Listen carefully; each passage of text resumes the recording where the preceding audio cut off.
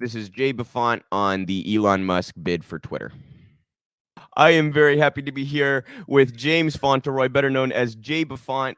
James, thank you so much, as always, for taking the time. Thank you so much for having me. Just want to quickly plug James's new show here. You guys can find the Jaybefaunt show on YouTube and Rumble. He's also on Twitch. Make sure not to miss any of his fantastic content. And also want to plug the Rev Black Network at Rev Black Network. Make sure you're following all of their work. They're also on YouTube. And James is a part of that group. We've also had Sabby and others on as well. So make sure you're supporting their fantastic work. James, we wanted to talk a little bit about Elon Musk's attempt to purchase Twitter. Can you just...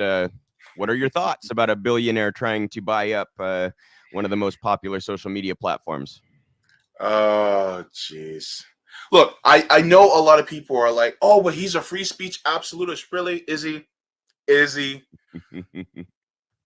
Nah, I don't believe it for 1 second. Number one. Number two, I don't believe in billionaires. Meaning that I don't believe that somebody should have so much power that they can actually sway a government just because they have so much money. I don't believe in that. And so another thing is either I advocate for either one or two things to happen in Twitter. Either you nationalize it and make a completely public entity and a public square for discourse to take place, or you do the second option is you break it up into smaller companies. It's going to be one of the two. But, for somebody to sit there and to take $43 billion and say, I'll buy you eyes out cash, when $20 billion less of that, you can end homelessness. And I love and okay, so I put out a tweet a couple days ago, and the tweet that I put out, I said that ending homelessness is cheaper than buying Twitter. By a wide margin. Yeah, basically by a wide margin, yes. And it struck a nerve. It got quite a few likes. But the point is a lot of people were saying, well, that's not Elon Musk's responsibility. and here's my question. If you start a business through exploitation, right? And taking the labor surplus of the people who you work for you, and then you also don't pay any taxes, and then you also use a lot of the public funds that you don't have to pay back for your business ventures, then whose money is that you're using to buy Twitter? Yeah, Elon took billions in research and development for his companies. There's no talk of that, right? That was public dollars that he was using. And just to double down on your point, by the way, he actually at one point said that when the UN, I can't remember which UN committee it was, but they did a study on world hunger, how much it would cost to end world hunger. And Elon apparently said something along the lines of, when they come forward with that study, I'll basically pay the bill. But they came out and said something like, I might have this a little wrong, but it was something like $6 or $7 billion would end hunger for X amount of time. And do you think Elon has put his money where his mouth is on that one?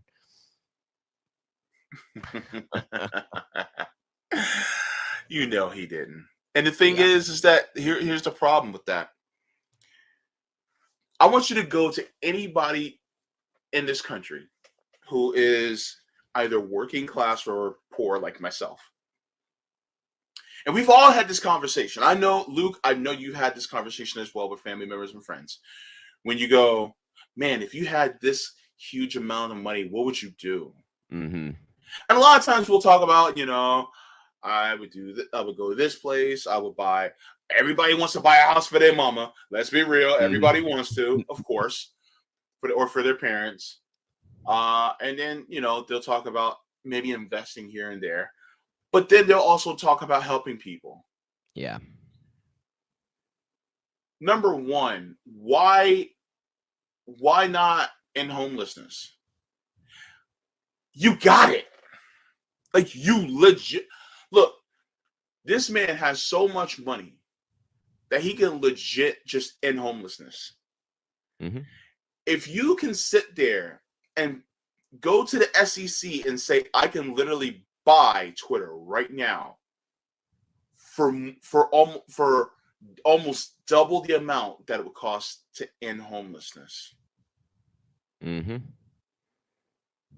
Like that, to me, that's a no-brainer. Like Mm-hmm. end homelessness. Now, some people are like, "Oh, but it's a huge process. It's not just a one-time thing." And you're like, "Absolutely, it's not just a one-time thing." But guess how many people would be able to, from that push, be able to get a job and do other things just by ending homelessness?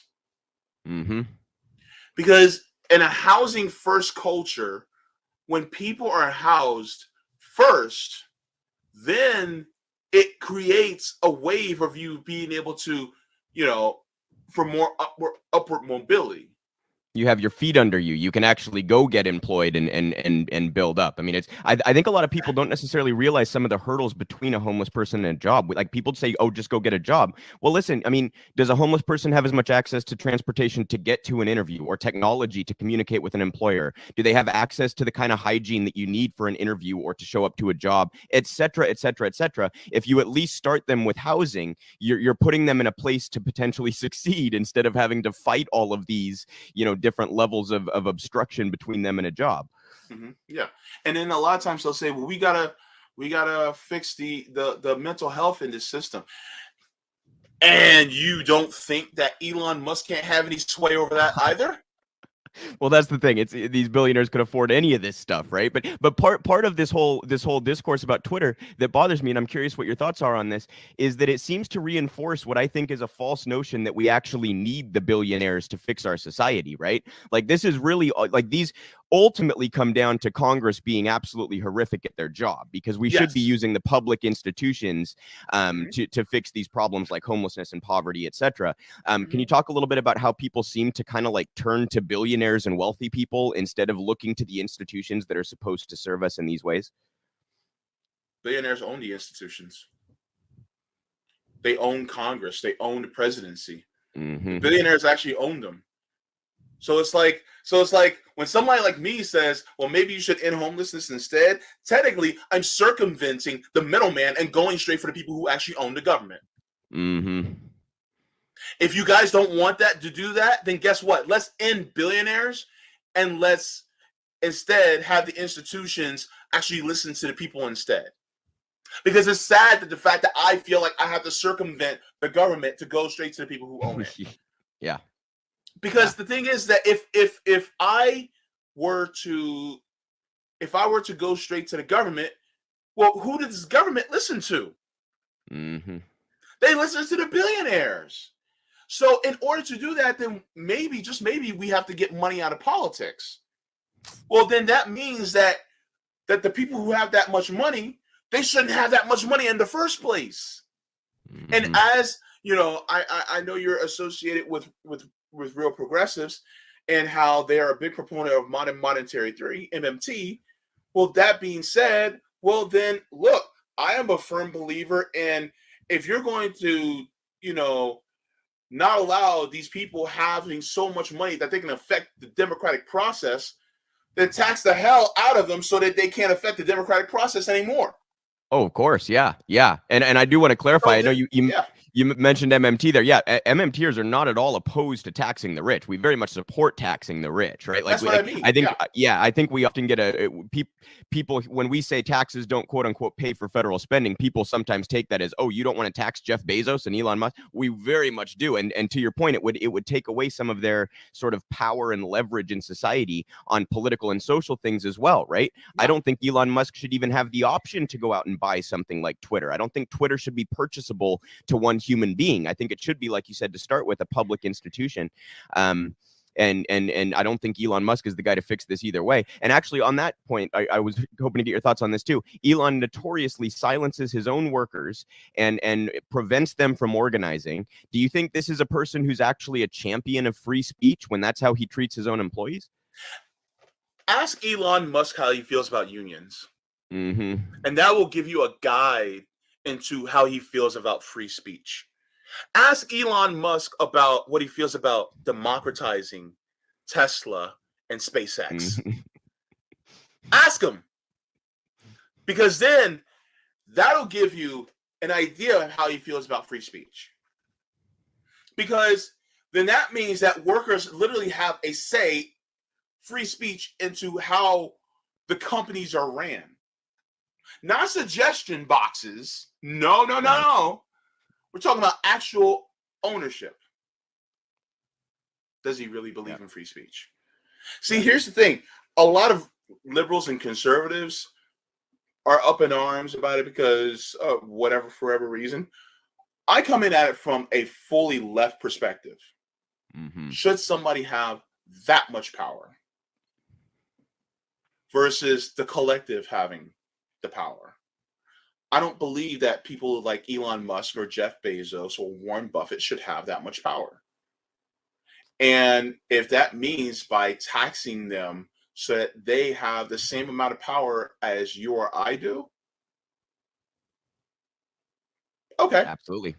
Yeah. Okay. And publicizing things like Twitter, like, right? Like let's take that even like off the table. No billionaires get to have this. This is a public institution. I mean, actually, it would, like, if you make it a public institution, you can actually enforce the First Amendment then, and then it actually is a platform for free speech, even disagreeable or disgusting speech. So the people who are arguing that Elon Musk is going to make this a free speech platform, I think are kind of missing the clear route to actually have a free speech platform, right? Mm-hmm. I mean, let's be real. Wasn't Elon Musk that came out against adult entertainment? Yeah. And look, okay. Not to shock your audience, but let's be real. There's a lot of adult entertainers that post a lot of things about adult entertainment on Twitter. And guess what? Isn't that free speech? So therefore, then Elon Musk is going to say, "Oh yeah, y'all can't have this anymore." So then what then? Then there's a slippery slope. So then you can't mention certain things about Elon Musk that he may not want you to know about. So then where's the free speech? Where is that free speech absolutism in him? Because guess what? Now you're handing all this power to somebody where places like Twitter and Facebook are really de facto public squares. So I just don't believe in giving him that much power. Now, there may be some people who disagree because they're Musk stands, which I like to call them. But sorry, but I just don't believe in somebody having, that much power that they can hold sway over the voices of millions of people. Yeah, he does. He seems to have a very weird kind of cult following that, like, I don't see Jeff Bezos having, or you know what I mean, Richard Branson having, or any of these other multi-billion. It's very. He has this weird cult following, and they all come out as an army on Twitter. God forbid we criticize Elon. It's a very weird thing. What do you think causes that? Supervillains always have a lot of minions. So he's just a better supervillain than Bezos is? He's just a super. Look.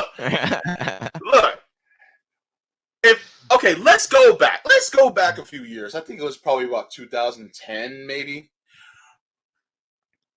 Elon Musk has such a cult following, he ended up on Iron Man 2. Remember that? Yeah, I do. Remember that part where he was in Monaco and he met Tony Stark in the movie because he was just one of those cool billionaires.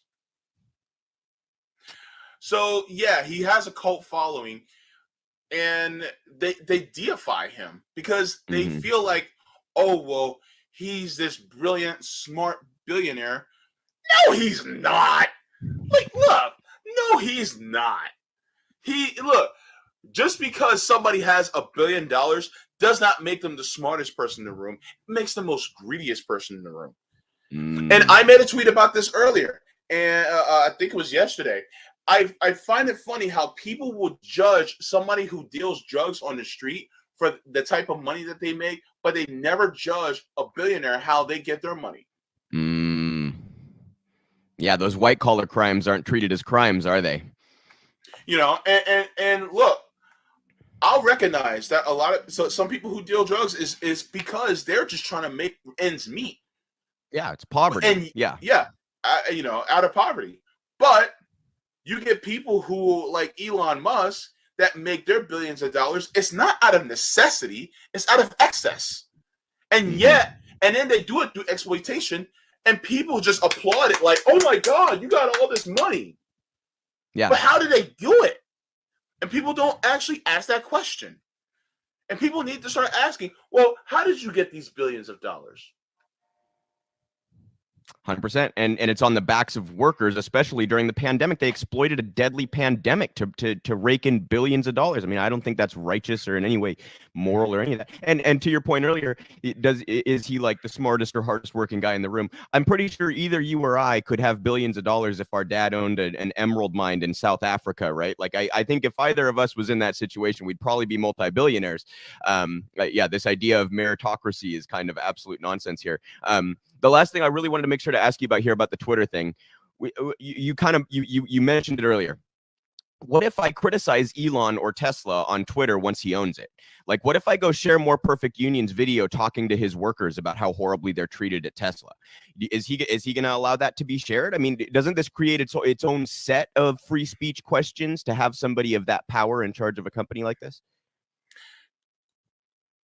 Please name how many negative articles about Jeff Bezos are in the Washington Post.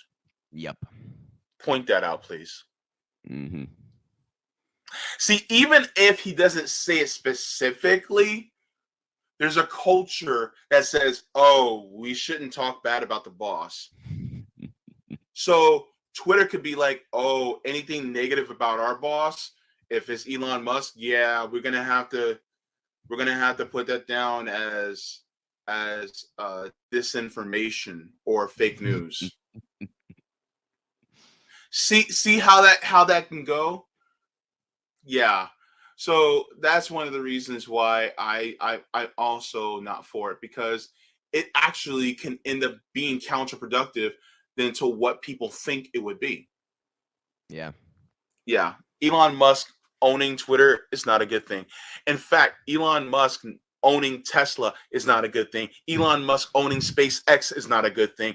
In fact, I say nationalize it all. But hey, I'm a socialist. That's what I think. Yeah, because the thing is, I think it belongs in the hands of the many rather than the hands of the few.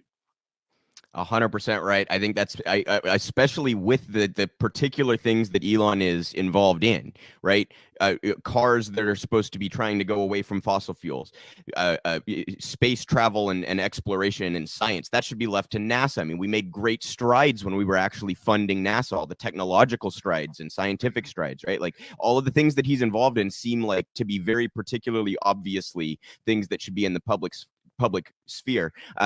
And to your earlier point about the Washington Post, Bezos tried to say, well, no, I told them to cover me just like they'd cover anybody else. Like, I'm sorry. Are you as a reporter going to sit there and write a column excoriating your own boss and think that that's going to go well? Like, of course not. It's built into the hierarchy that you're not going to do that. And I think the same thing would apply to those who deal with the algorithms and the moderators and things on Twitter. Can you talk about that slippery slope a little bit?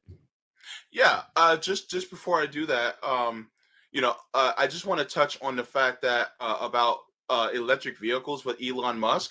Yeah, he's taking that and going the other direction with it, when really that also can still contribute to climate change just as badly. Right, building the batteries because building batteries and things like that, instead of actually building mass public transit that can transport people throughout the United States and lower the amount of cars that we literally have on the road, which would also decrease it even more efficiently than building electronic vehicles for people to sit in traffic and burn energy through, while they're doing that. Like, come on. But as far as the whole slippery slope,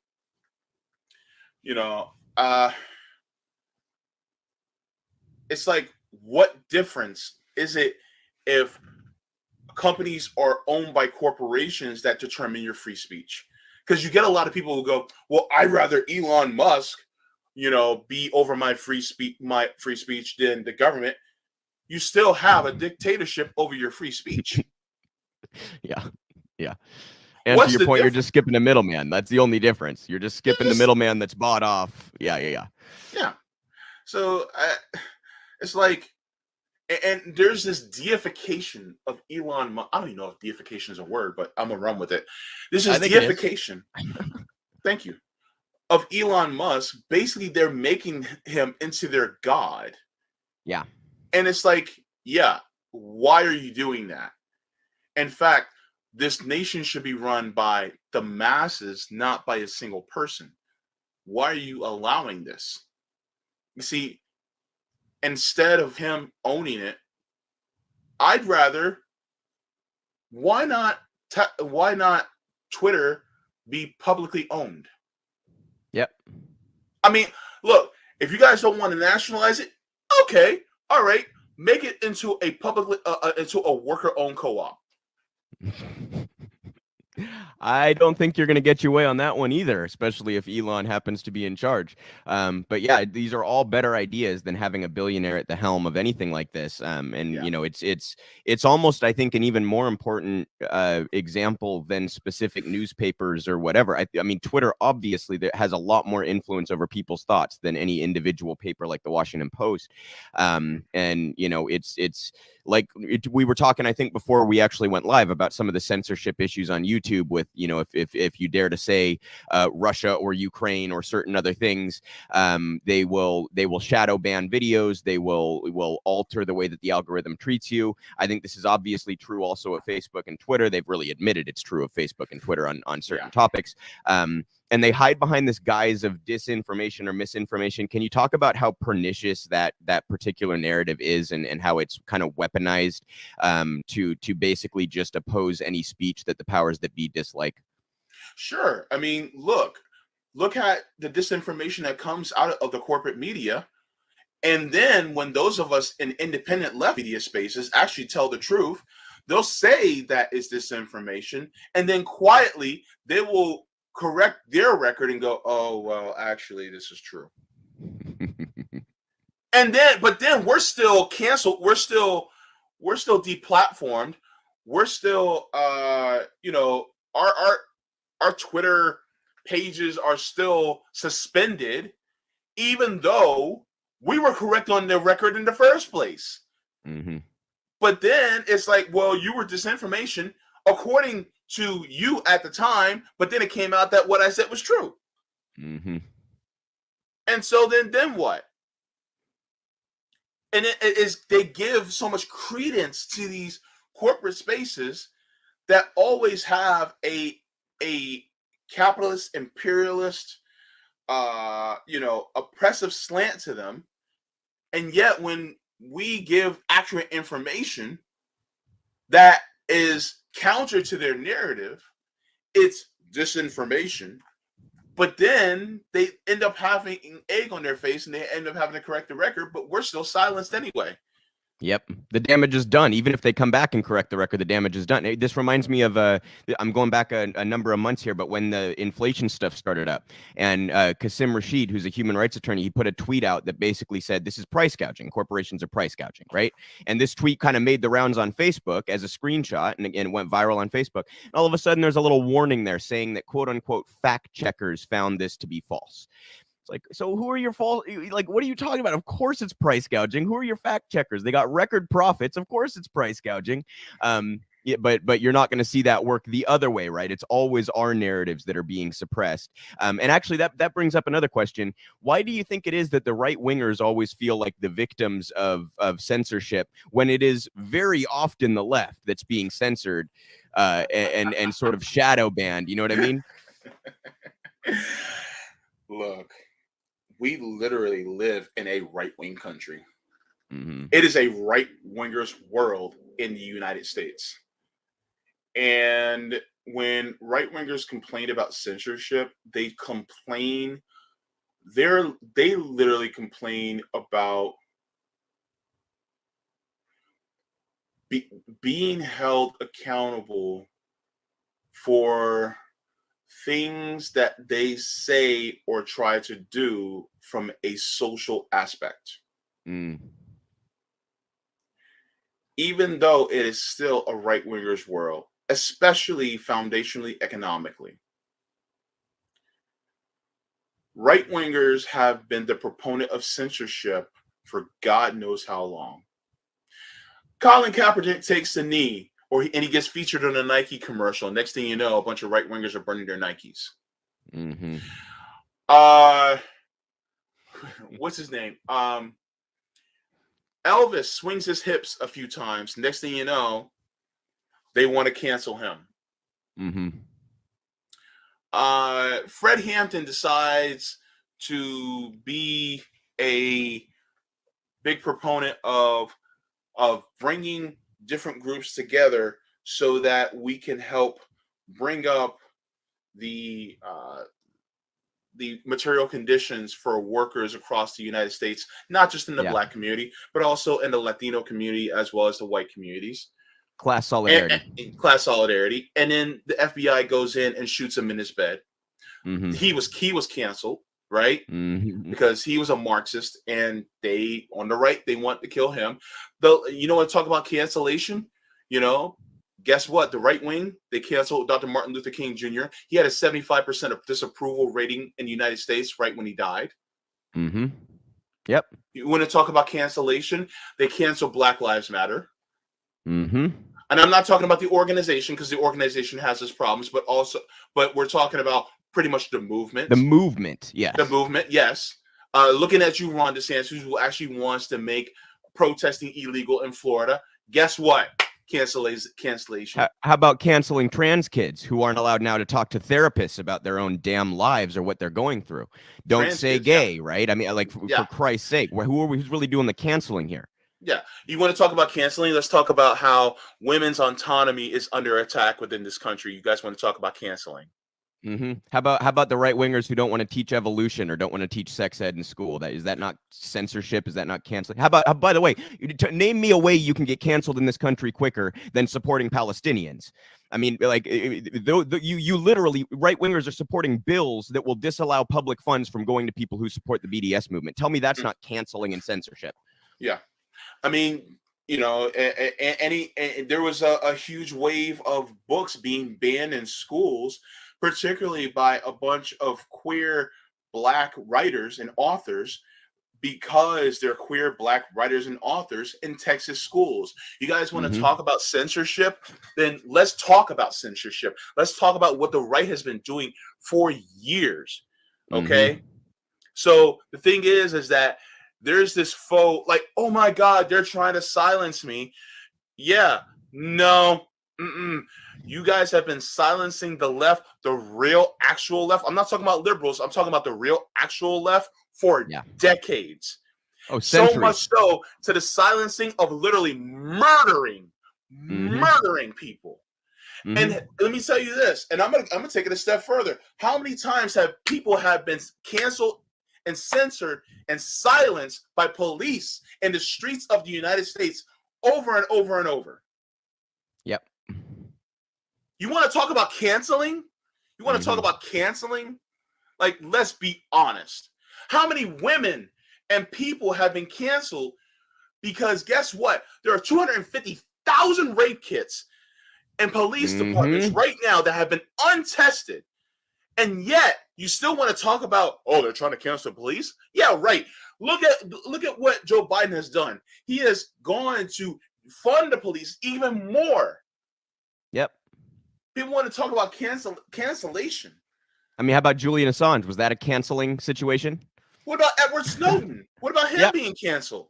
Yeah. Reality winner, Chelsea Manning. What about them being canceled? So the thing is that I do not want to hear about being canceled. What about canceling the Second Amendment for people who look like me? People want to talk about, oh, don't tread on me. Guess what? You guys talk about you don't want the state to tread on you, while you guys look on at people like me being tread on all the time, and you guys don't say a damn word. What about treading on me? What about canceling? You guys are sitting there idly by while my Second Amendment rights are being tread on all the time. Yep. And yet, I don't hear a peep out of you. Oh no, they go radio silent as soon as it's not some stupid culture issue like a genderless potato head that they can bitch about. Yes. It's Yeah. you remember that one? Yeah. Or when Tucker didn't think the M&M was sexy enough anymore. I don't remember which. I think it was the brown M&M was no longer as sexy, and he was upset Wait, about it. hold up. They got an issue with making the the potato head non-binary because you can change the gender, and yet they will still call a boat by a gender term, calling it a she. Are you kidding me? They'll still call a Corvette a she, even though it is a thing. Make that make sense, dog. Like, what? Yeah. My very favorites are when someone is complaining about pronouns and then they go on to use they in a sentence while they're complaining about pronouns and how impossible it is to it. You know what I mean? Like they tell on themselves. People are just so ridiculous about all this stuff. But yeah, I think the point is that conservatives, they get their panties in a wad over these ridiculous culture issues that are absolutely meaningless and stupid. And then not that obviously I support trans rights and trans kids and all that, but they pick these very like meaningless, innocuous, you know what I mean? We're going to go after the potato head company kind of a situation. And yet, they claim to be the victims of censorship. While to your point, leftists have been not just silenced and deplatformed for centuries, but literally assassinated. I mean, and do you think the churches over the centuries were burning conservative books? No, they were burning progressive left-leaning books, books that preached equality and things like this. There's always been a suppression of progressive movements in the form of censorship, and I don't think Elon Musk buying Twitter is going to fix that fucking problem. James, if you have any final words here that you want to close on, the snowflakery out of it all. That's all I got to say. The snowflakery. Don't fall for the snowflakery. I really like that. That's snowflakery.